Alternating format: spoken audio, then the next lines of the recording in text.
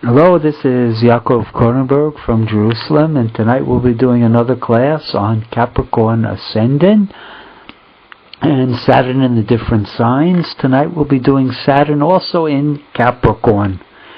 So when you have Saturn in the Capricorn, both of the it'll fall on the ascendant, right? You have Capricorn ascendant and Saturn on the ascendant. That in itself is a difficult combination because you don't like so much Saturn in the first house on the ascendant, because the ascendant is the person himself and his personality and his character and so when you have Saturn there can be a lot of obstacles in the person's life. Right? Because it sort of inhibits the person from growing up in a certain way, and it sometimes can bring a lot of obstacles in his early life. A person feels like they have to fend for themselves. The people who have Saturn on the ascendant, they feel like they have no really support. Again, there's all things being considered. Tonight we're going to do a chart of a very famous woman who actually had Saturn, this configuration. But we'll see that she also had another 4 planets on the ascendant besides Saturn, which modifies it greatly. Although even so, the Saturn ascendant was very, very powerful, and we'll talk about it in a few minutes. But again, when you have the ruling planet on the ascendant and in honor, right, Saturn will be in honor here, so it's very hard to push the person off from their path, because the ruling planet being in honor, it gives itself up to no one, right? It's true to itself. That's the nature of having the ruling planet in honor. And it also gives a very highly regarded reputation, an excellent reputation. When you have the ruling planet in honor, you're considered an important person, a person who's honored. Right, so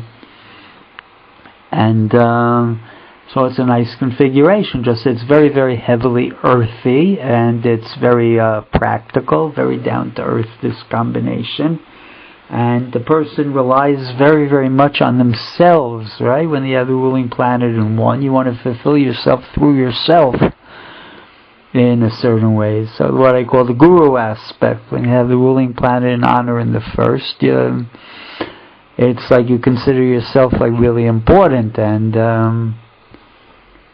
you sort of want to, you're an example to other people.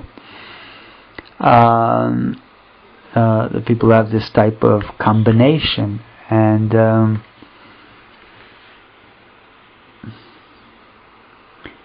right, and if you have Capricorn ruling it on the ascendant, so you'll have usually Aquarius on the second house cusp, so Saturn will also be related to money. There's going to be an interest in making money. Money will come to the person. But in the main, it's the Saturn in Capricorn. The person wants to be very successful in their career. Right? Because Saturn is the natural ruler of the 10th house, and Capricorn is the natural sign on the 10th house cusp. I want to take a look at a chart of a very famous woman tonight. She was a Capricorn rising with Saturn in Capricorn on the ascendant, but she also had 4 other planets on the ascendant. She had Mars exalted in Capricorn on the ascendant, in a tight conjunction with Saturn, and she also had Jupiter right on the ascendant in fall in Capricorn. Also very powerful, right, being on the ascendant and being conjunct to the other 2 planets. And she also had Venus and the Moon there in Aquarius. So all 5 planets were in the Saturnian sign, and they all gave themselves up to Saturn. In other words, she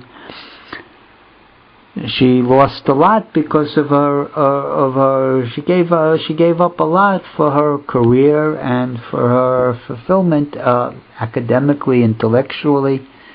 There was a certain amount of giving up. We'll talk about that in a minute, but it was a very, very powerful chart, a very, very self-motivated type of person. 5 planets on the ascendant. Remember last time we did the chart of J. Edgar Hoover, who had also had the Saturn-Mars. He had Saturn-Mars in opposition in 10 and 1 in the sexual signs, and it made him a very perverse type of person, and the Mars was in detriment, difficult combination. And so Margaret Mead, with Margaret Mead, she has Saturn and Mars, one in honor and one exalted, right on her ascendant. So when you have that Mars there exalted, it lifted her up tremendously, gave her a big boost in life, made her very important. Right? Mars rules the 10th house, so again the 10th house came to her, honor came to her. Right? And the ruler of the 10th is conjoined to the ascendant and also to Jupiter, the planet of great good fortune.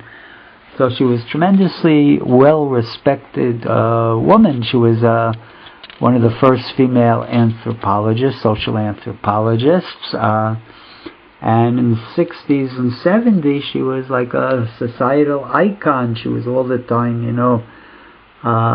speaking and writing about, cultural mores and things like that. And in the media, she was one of the first champions of women's rights, and she was really a cultural icon. Very, very. The media always turned to her for her opinions on what was happening in society. When she was young, actually, she ran away. She went to the South Pacific to do research on these distant tribes in the South Pacific. And you see that also, besides 5 planets on the ascendant, she also has 5 planets connected to the 12th house. 3 in the 12th house, Sun, Uranus, and Mercury. Right? So when you have Mercury and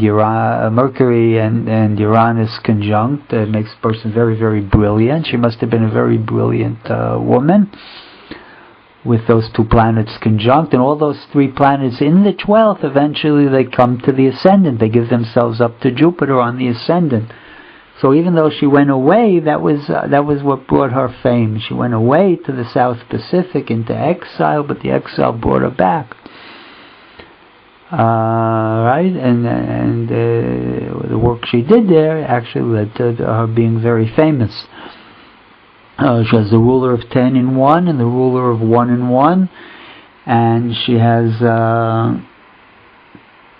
I guess the planet that rules the 9th house in the 1st house, so she's a very highly educated woman. She eventually became a professor, adjunct professor at Columbia University, one of the best universities in America. But if you look at it, they're very, very difficult for marriage. You don't like to have, it can be very difficult, Saturn-Mars exactly on the 1st house, because then they oppose the 7th house. Right, so when you have those 2 planets opposing the 7th, and even though she had Jupiter and Venus there, Jupiter was in was in fall, and Venus, and both of them were in Capricornian signs. So eventually they gave themselves up to Saturn, right? And also the Moon was in a Saturnian sign, and the Moon being in Aquarius, very freedom-loving. So she had a very difficult time in relationships. She had 3 marriages, all 3 marriages, which was a lot for in those days. So you see, even though, so don't think that, if you have a planet in honor and a planet exalted, the ruler, it doesn't mean you can't have problems. Because it's just too much negative energy, the Saturn and the Mars on the 7th house, right? And they're actually the 7th house has Cancer there, which Saturn is in detriment and Mars is in fall there. So their aspect to the 7th house is even more pernicious because of that. The 7th house can't receive those aspects so well. And I thank everybody for listening, and good evening.